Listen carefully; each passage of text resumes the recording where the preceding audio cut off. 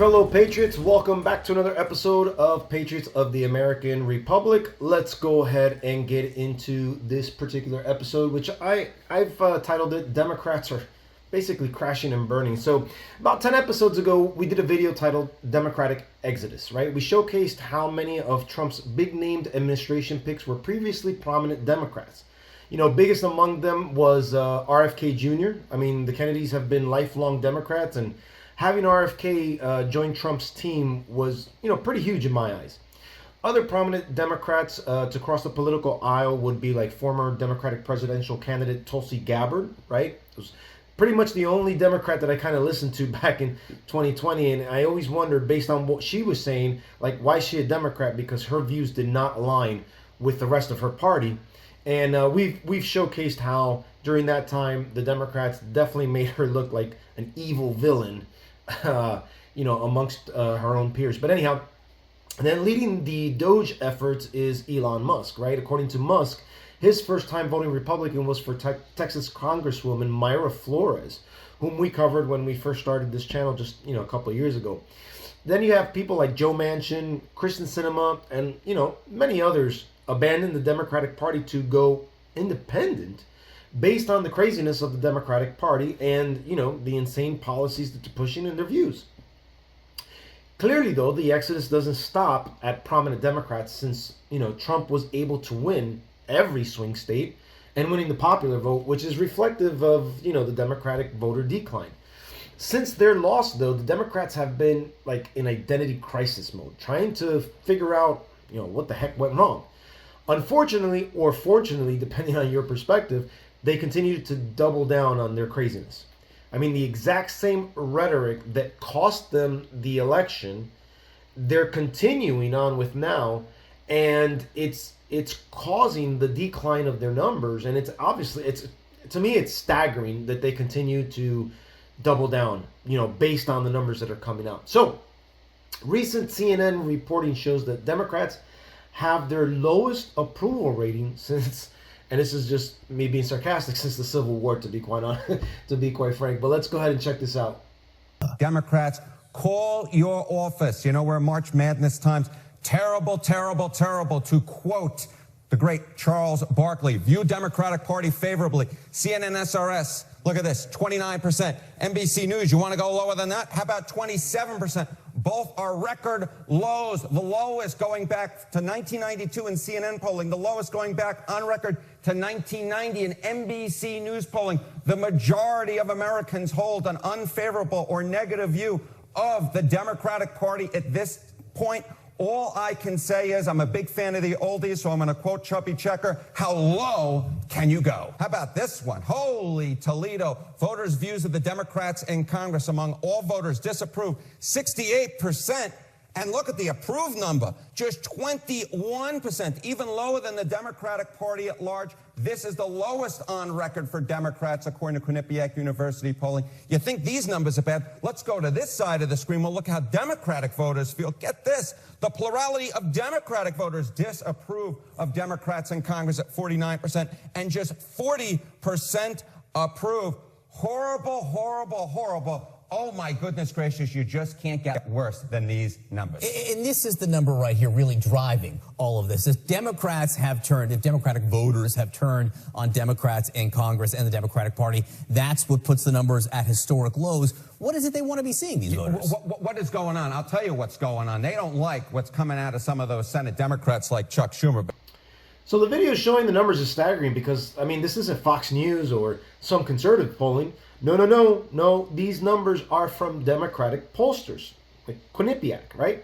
But it doesn't end there for the Democrats, because not only are their approval ratings in the toilet, but it's being reported they are losing millions of registered voters. Let's take a look. All right, folks, so let's first start off with California, a Democrat stronghold, and if you listen to Gavin Newsom, a utopic beacon for the world to follow. But of course, we know that that isn't even close to true. If it were true, would this be happening? Look at this graph over here. According to this data, over the past few years, more than 1 million people have switched to the Republican Party. In 2019, the California GOP had 4.7 million voters in the state. Fast forward today, Republican voter registration sits at 5.77 million. That's a gain of over 1 million Republican voters in California alone. But it's not just a California thing. No, this trend is happening nationwide. According to the latest national voter registration data from February 2025, this is what the party breakdown looks like across states that do voter registration. And keep in mind, these are just February numbers. Supposedly, Republicans lost 29,000 voters, which you might think, well, that doesn't sound great. But let's just compare that with the Democrats, who have lost over 308,000 voters in February alone. That's more than 10 times the loss that Republicans took. I mean, we are talking about a Democrat exodus. And it's like I've been saying, folks, people are waking up and people are seeing what's going on. They're sick and tired of the Democrats and their antics. You know, it started off with crime, inflation, the border, but then Democrats went ahead and added insult to injury with their ridiculous antics as of late, and it's clearly making things worse. People have a sour taste in their mouth, a negative, sick reaction when they hear the words Democrat Party. And the reaction is people are jumping ship and Democrats are hemorrhaging voters like never before. In other words, they've got a big frickin' problem heading into 2026. And like I suggested in the intro, it's not just one problem. It's not just 3. It's not just 4. The problems continue to pile up. It's not just that people are leaving the party and registering as Republicans or independents. There's also another compounding issue, as residents of blue states are physically leaving in droves. The migration patterns don't lie, and they've been very clear over the last couple of years. Americans are getting the hell out of places like California, Illinois, and New York. And where are they going? They're moving to red states like Florida and Texas and others. And while, of course, for the most part, that's been viewed as just a headline, or possibly just a momentary short-term trend, or it doesn't exist, as Gavin Newsom once put it, and actually it's happening the other way around. What a complete crackhead take that was. But anyways, while some people might dismiss this as just a headline or not anything really significant, the reality is the shift has been so massive that it's going to affect the 2030 census. And of course, when that happens, well, the election map is likely to change. And according to the projections, if the trend continues the way that it has been, I'm going to put the analysis here up on screen. So according to this projection, Florida and Texas are each expected to gain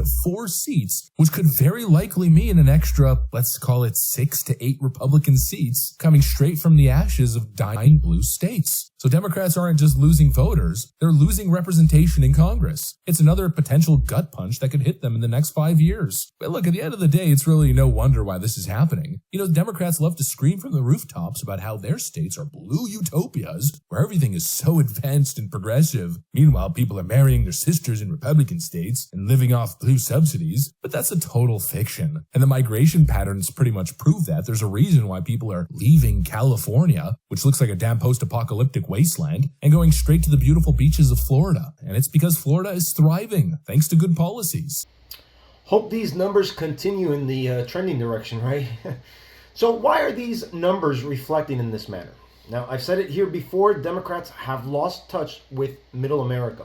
They pretend to be for the working class, but they really aren't. And as we've shown before, many people from the Democratic voter base have taken notice. There is such an irony to Democrats talking about oligarchy because, of course, for every one billionaire that backed President Trump, Kamala Harris had 2. 9 of the 10 richest counties in America are represented by Democrats. 65% of Americans making over $500,000 a year today are Democrats.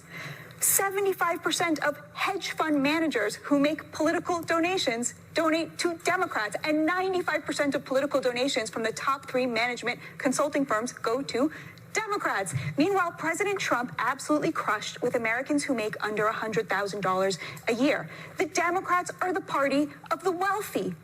And Donald Trump is representing the working class because he simply lifted the pro-worker elements of the Democrats' agenda when they abandoned the working class to cater to their rich base. This is all performance art. And what's so upsetting about it is they are being paid by the American people to serve them, and they're doing nothing of the kind. So remember that video when Democrats continue to push the lie of taxing the rich and getting them to pay their fair share. So now what proof is there that, Democrats are out of touch? Well, in just about every episode regarding policy, I tried to build a contrast of where Democrats were just a few years back to where they are now and how they flipped in every particular category, from abortion being limited and rare to abortion anytime it's an inconvenience, from having, some means of border security to having the border wide open, and lying to the American people about it, from traditional marriages to basically anything goes, from limited government to expanded government. The party has undeniably switched its core values. It protects foreigners over its own citizens. It protects criminals over the innocent, and even men pretending to be women over actual women. I mean, those are out of touch with the vast majority of the American people.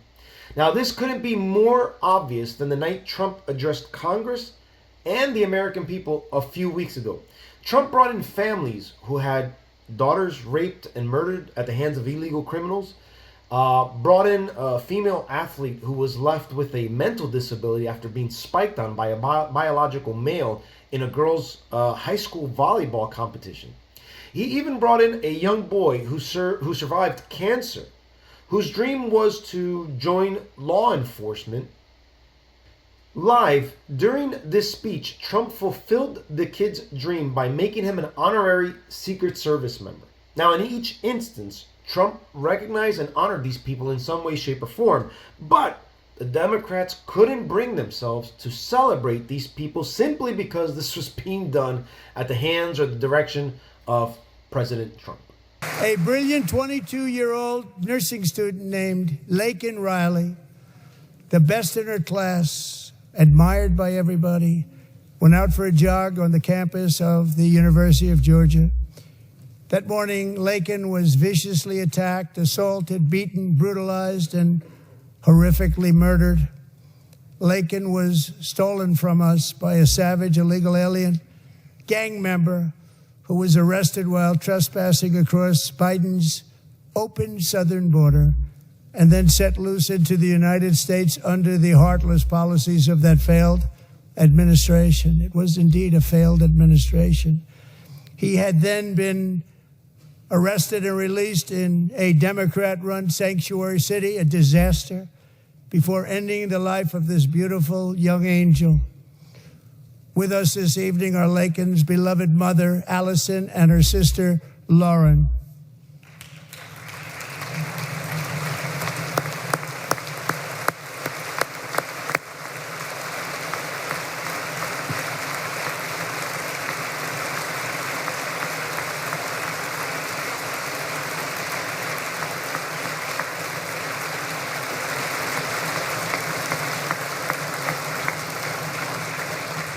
Last year, I told Laken's grieving parents that we would ensure their daughter would not have died in vain. That's why the very first bill I signed into law as your 47th president mandates the detention of all dangerous criminal aliens who threaten public safety. It's a very strong, powerful act.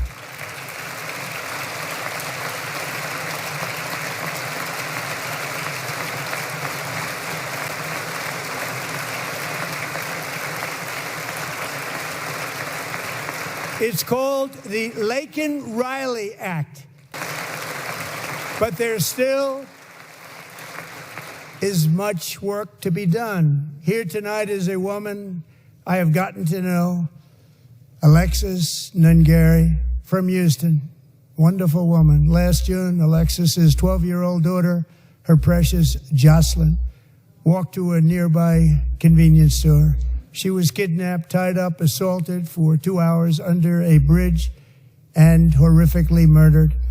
Arrested and charged with this heinous crime are two illegal alien monsters from Venezuela, released into America by the last administration through their ridiculous open border. The death of this beautiful 12-year-old girl and the agony of her mother and family touched our entire nation greatly. Alexis, I promised that we would always remember your daughter, your magnificent daughter. And earlier tonight, I signed an order keeping my word to you. One thing I have learned about Jocelyn is that she loved animals so much. She loved nature. Across Galveston Bay, from where Jocelyn lived in Houston, you will find a magnificent national wildlife refuge, a pristine peaceful 34,000-acre sanctuary for all of God's creatures on the edge of the Gulf of America. Alexis, moments ago, I formally renamed that refuge in loving memory of your beautiful daughter, Jocelyn.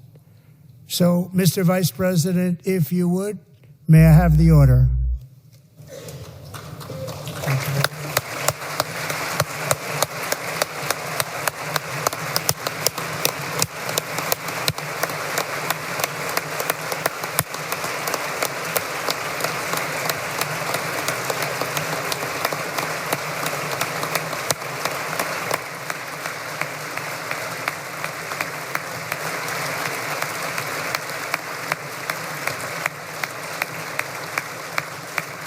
What do you think of the Democrats?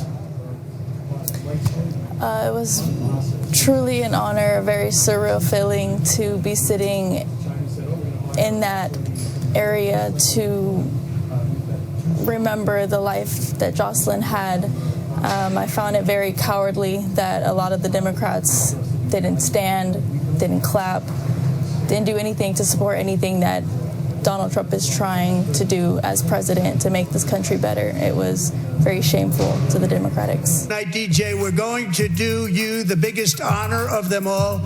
I am asking our new Secret Service Director, Sean Curran, to officially make you an agent of the United States Secret Service.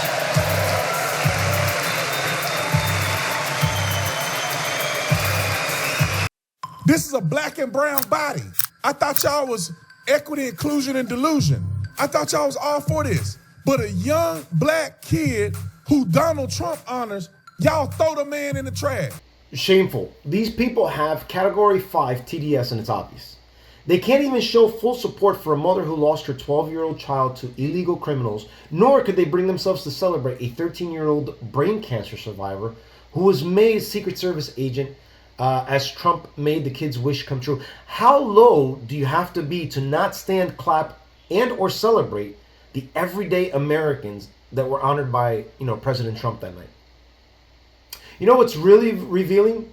Their entire DEI of a lift up brown voices narrative falls short and gets exposed with young little DJ, and it's something I've echoed here for some time. You're only an important minority when it's politically useful to them. If they can't use you for their political gain, you're worthless.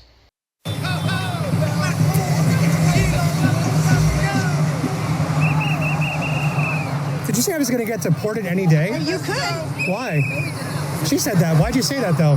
I don't talk to racists. How? I don't talk to racists. You just looked at me. Your podcast sucks. You're calling me a racist? No. But you looked at me and said I might get deported? You might. You're judging me by the color of my skin, assuming my status? Bye-bye. You're assuming my legal status? Your podcast sucks. I'm more American than you'll ever be. Okay. Yeah. You better hope your president doesn't deport you. I'm a friend with the Donald Trump administration. Why would they deport me? There you go. Why would they deport me? I'm legal. There you go. I'm a legal American citizen. That says it all right there. I'm a legal American citizen. Why would I be deported? Get out of my space, dipshit. It's public space. I'm allowed to stand here. Not by me.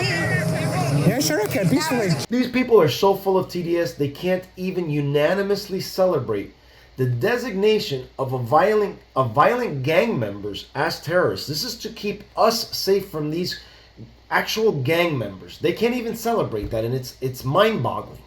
All three savages charged with Jocelyn and Lakin's murders were members of the Venezuelan prison gang, the toughest gang, they say, in the world, known as Tren de Aragua.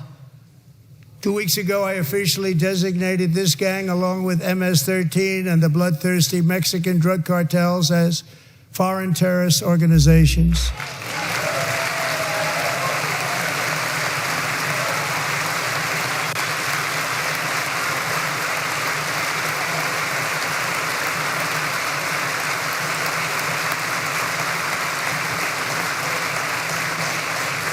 They are now officially in the same category as ISIS, and that's not good for them. After that night, the Democrats not only looked bad to us, but they looked really bad to the everyday voter, which is why those numbers at the beginning that I showed are as low as they are. Now, Unfortunately, Democrats' insanity doesn't end there. Over the last several weeks, Congress has voted on a number of different issues. First, I'd like to tackle, they voted against keeping biological men out of biological women's sports. Senate Democrats have just blocked a bill to officially ban transgender athletes from participating in women's sports at federally funded schools. Here's reaction from House Speaker Mike Johnson. That is shocking. I cannot believe that the Democrats will not go along with common sense on this and the protection of women and girls. I suppose we'll have to go through the process again. The Republican Party is going to protect girls and women in athletics. I would not want my daughter the day of tomorrow going up against male competitors. It's a complete disadvantage. We are bigger, we are stronger, we are faster. That's just the way it goes, specifically when it comes after, puberty, right? Nor would I want my boys to go up against women and take advantage of them. And, there are some repercussions. It's not just, okay, the title or a victory that was taken from them. It could, like in that case, during that congressional presentation by Trump, there was a girl that was physically affected. Now, that's going to be a very low number of cases, but it does happen, and I don't think that should happen. I don't think women competing in women's sports should be in danger of being physically hurt because some guy wants to pretend they're a woman because obviously they couldn't make it in the men's field category, right? But anyhow, Democrats, vote on no tax cuts as they, spill their usual lies of tax cuts benefiting the rich.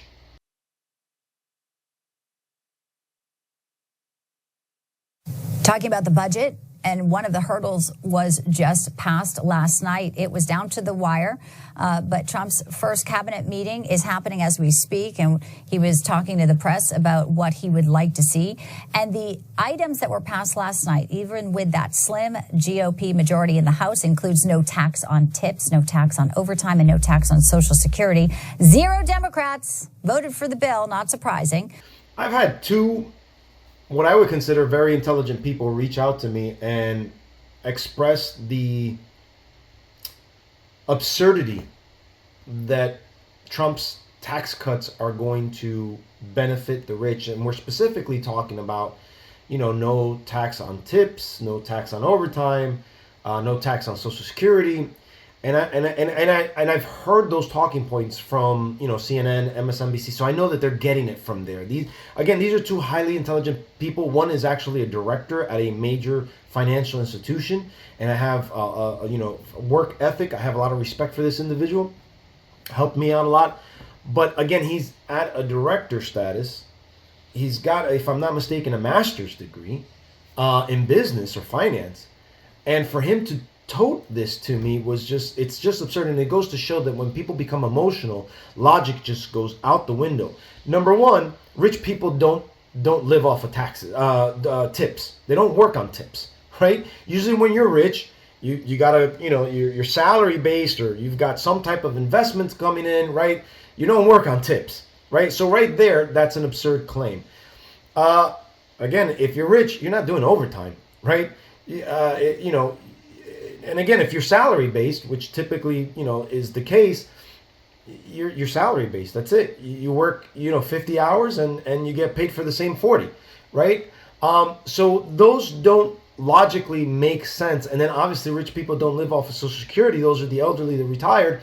And so predominantly. And so those don't hit them, right? Because, and I'm not sure how it works when you're rich, if you're still eligible, I would imagine so, but they're not banking off of that, right? The people like my mom who's retired, they're the ones who are and not and have a limited financial income. Those are the ones who need that. It's not the rich people. The rich people don't need it, right? So in every single aspect, those three components don't make sense. And when you look at it, it was the same. Remember, they're recycling the same talking point that they did back during Trump's first term. Oh, his tax cuts benefit the rich. Listen, we had a pretty darn good economy. So if that's the case, you know what? It's a trickle down effect.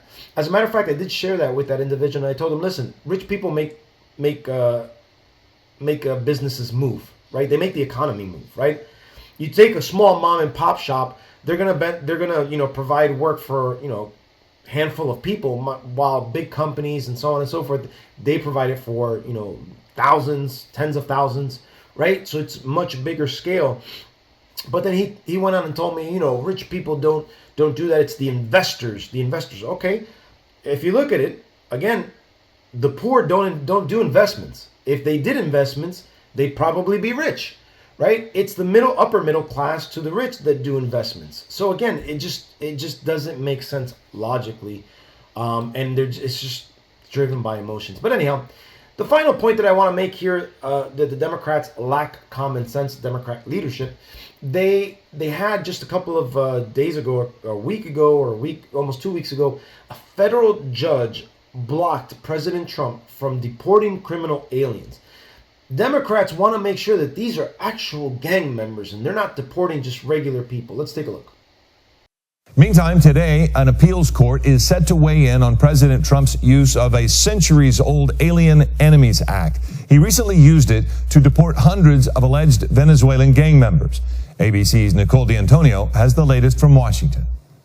This morning, another 200 Venezuelan nationals arrived in the capital of Caracas after being deported by the Trump administration. Today, 3 judges on an appeals panel in D.C. are set to hear the controversial case of 3 previous plane loads of Venezuelan migrants who were deported, and they ended up in a notorious prison in El Salvador. The Trump administration is now looking to reverse a federal judge's order trying to halt deportations. This morning, Judge James Boasberg ruled the Venezuelan migrants deserve to have a court hearing before their deportation to determine whether or not they belong to the violent gang Tren de Aragua. Mr. President, do you think you have the authority, the power to round up people, deport them, and then you're under no obligation to a court to show the evidence against them? Well, that's what the law says, and that's what our country needs. The administration went ahead with the deportations despite the judge's ruling to turn the planes carrying them around.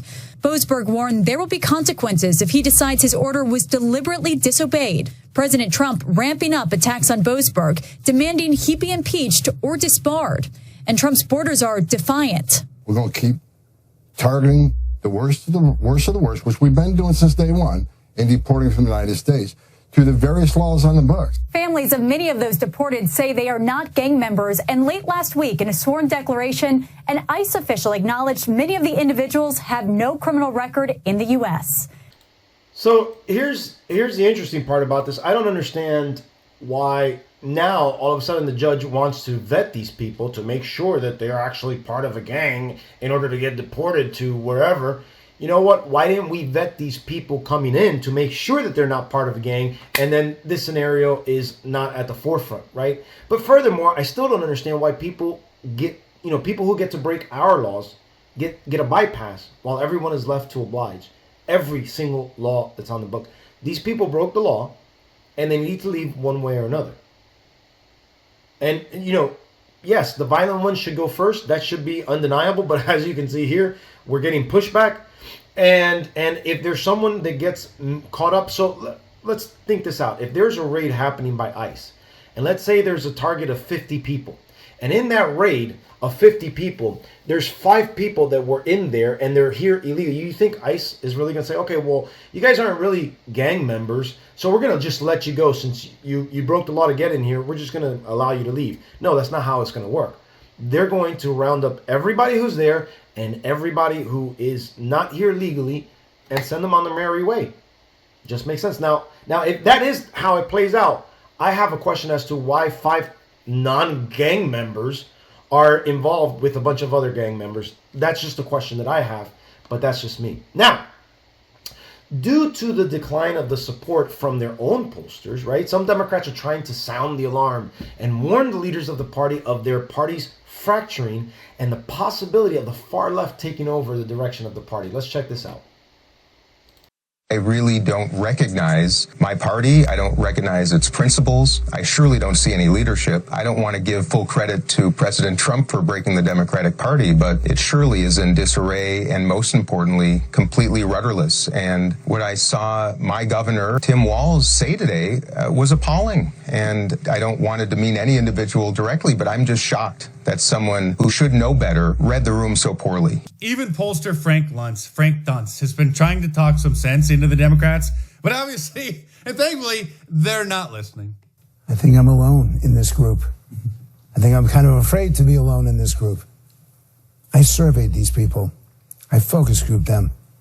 And they are really, really tired of being accused of either racism or sexism because they voted for Donald Trump. And it's one of the reasons why so many of them did. I sat on this stage with you and got chewed out when I suggested there's a better language to reach out to voters, that the Harris campaign is missing what they're looking for. And I say the same thing here. Americans just want to be Americans, not hyphenated Americans, not female Americans, Black Americans, Jewish Americans. And we want Americans to speak English. Don't come to our country speaking some foreign language unless you're only here for a week or two on vacation.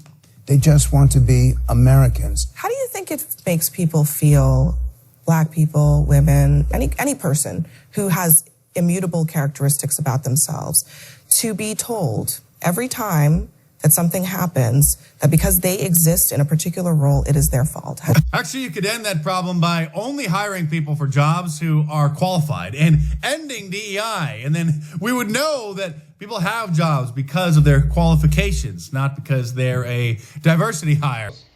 So due to their lack of understanding, the party is left scrambling to see who can fill the void. Now, one person who used to come to my mind was California Governor Gavin Newsom, but Gavin started a podcast this month where he had Charlie Kirk on there and seemed to walk back on a lot of his woke policies, and that's turned off a lot of, like, a big pocket of the insane left. Now, Kamala Harris is still being pushed by some with, in my view, no traction, but the socialist left is definitely trying to push for a Bernie Sanders and AOC collaboration. And to be quite frank, the moderate base, the base level Democrats who are capitalists, are trying to steer the party away from, being straight up socialist party, right? Here's Van Jones, who, despite his leftism, he has moments where he's just, again, it's common sense. The Democrat Party is a circus, and right now, Jazzy is the ringmaster. Obama world mouthpieces are telling her, drop the act. I think that this party is scrambling, trying to seem tough. And I'm seeing this party traffic in a lot of curse words. That's supposed to be like the new cool thing to do. I think this party is trying to find a way to look tough and to show fight. But this is not the way. I don't think the cursing is going to work. Nothing's working. Not Jasmine or Chuck or anybody besides Bernie and AOC. They're filling stadiums. And the rest of the party's not very happy about it. Progressives view it as a new opening to pull the party in a more populist direction. But it's worrying some more moderate Democrats who fear Sanders and Ocasio-Cortez could tug the party to the left at a time when it is rudderless and turn off swing voters in the process. Democrat elders can't be that surprised that their voter bloc is fed up. For years, they promised everything and never delivered. So, in my opinion, on paper, the base Democrat is capitalist, but they unknowingly push for socialism, which is being disguised as something else, right? So the vast majority of them know the word socialism is a dirty word to the majority of America. So they have to rebrand it as equity, which is what Kamala Harris was pushing for now during her campaign, right? But naturally, the left is going to try and muddy everything they can to defy Trump, even at the risk of American lives. They will say and do anything in order to go against Trump. Can you imagine being against deportation of criminal illegal aliens? Again, because you want to push back against Trump.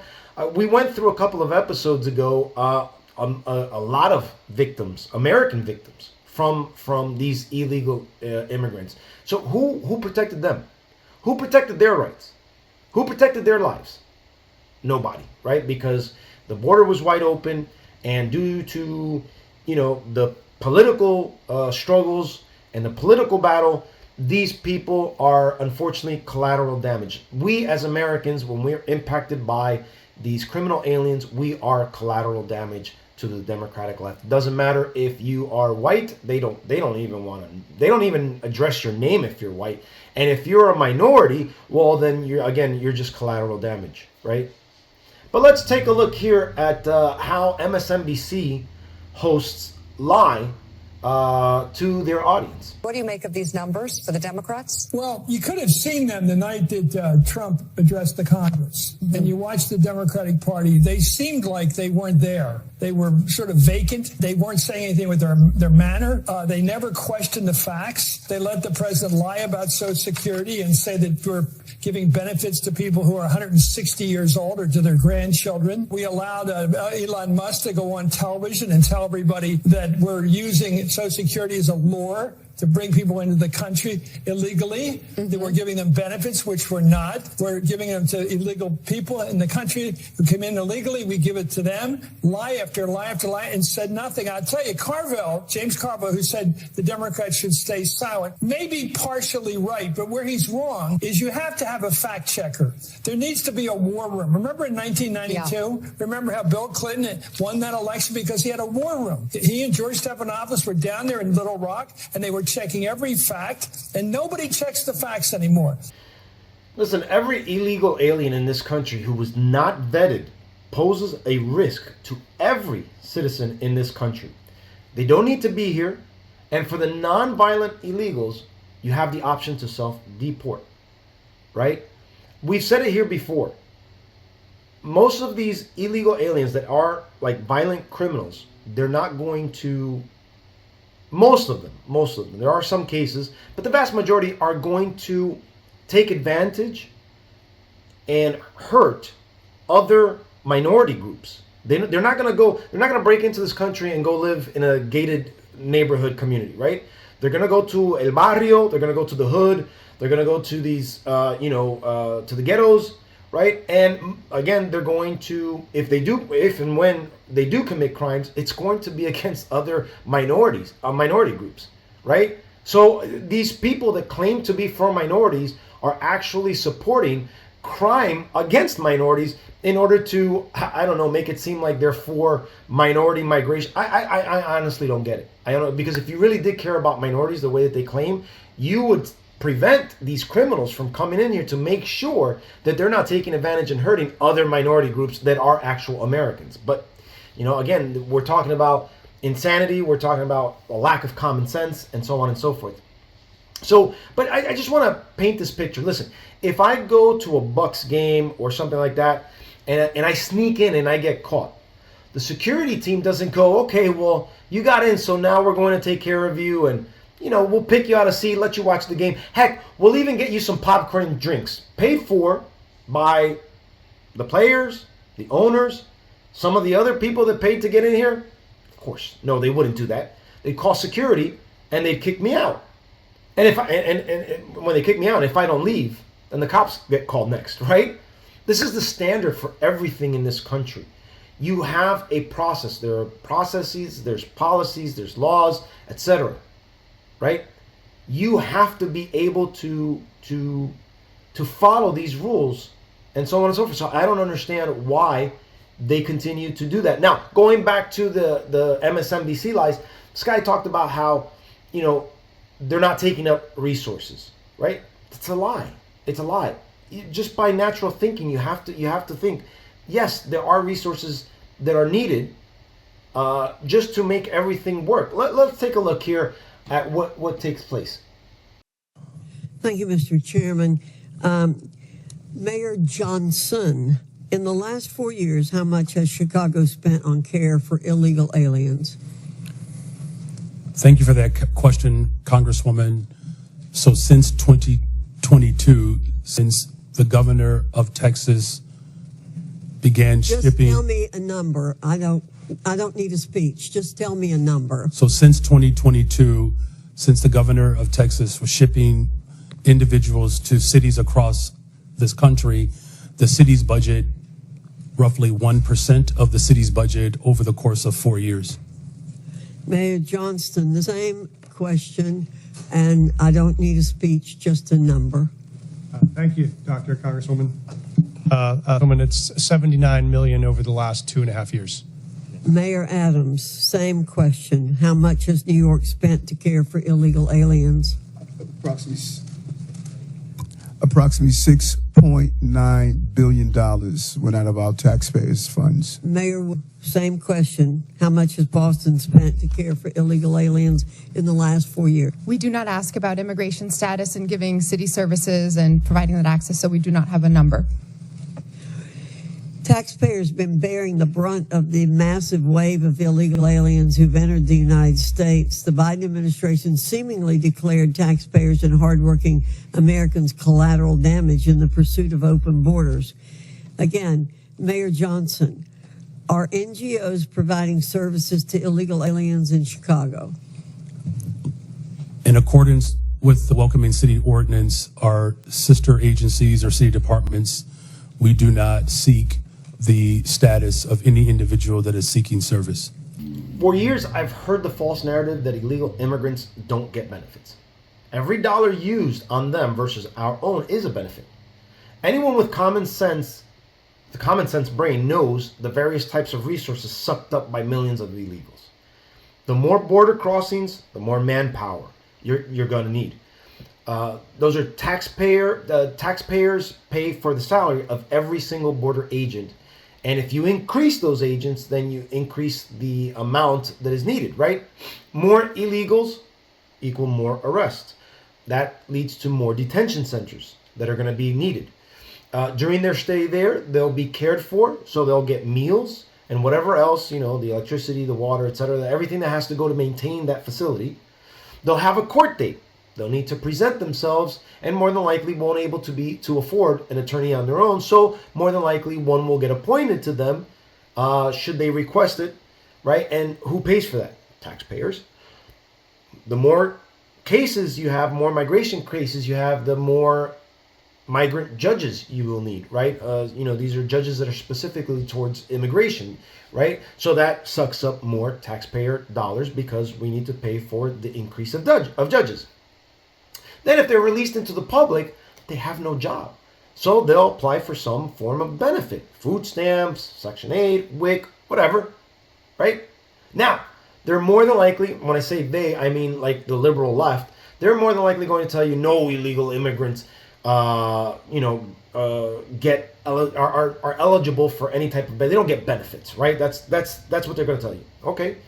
And up until last year, there was no border crisis and there was no inflation. That's what the left was saying. So when the left tells you no, illegals don't get benefits, yeah, okay, I'm not believing that. They show illegal immigrants are a net consumer of taxpayer-funded government services, either because many don't pay income taxes or those who do get money back through tax credits. Now, because the economy is strong, roughly 75% do work, but more than half this year will still need welfare to get by.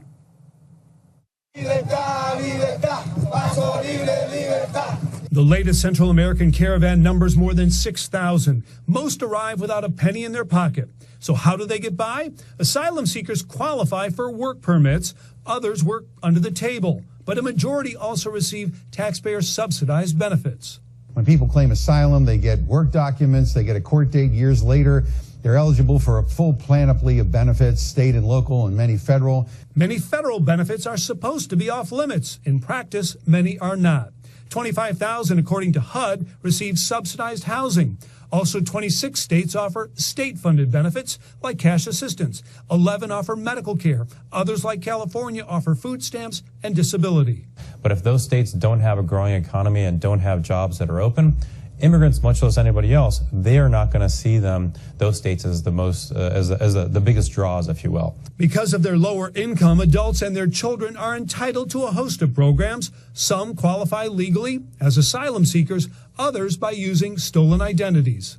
There is a cost to communities for sure, whether it's uncompensated care at hospitals or in the education system and other ways. It's never really been measured, but it is very real. So the U.S. expects about 1 million illegal immigrants this year, the cost of services in the billions. Yet in 2018, the census showed more than half of Central Americans here still live in poverty. Listen, it's mathematically impossible to think illegal immigrants don't take up resources or get benefits. Two things that have upset me since, my teenage years are taxes and illegal immigration. Watching legal Hispanic immigrants lose jobs to illegal immigrants wasn't good in my eye back then, back in the 90s. When I experienced a significant unemployment in 2010, having been born in this country with 4 kids at the time, it was my first time since, not working since I was 18. So I started working at 18, and this was the first time I needed help, right? I was out of work for almost 2 years. I was dismissed in, let me see here, May, and I have been working for this company for 10 and a half years. I was managed out. I was managed out, let me see, it was, I want to say March of 2010, and I didn't find employment again until November of 2011. So it was almost 2 years, about a year and a half.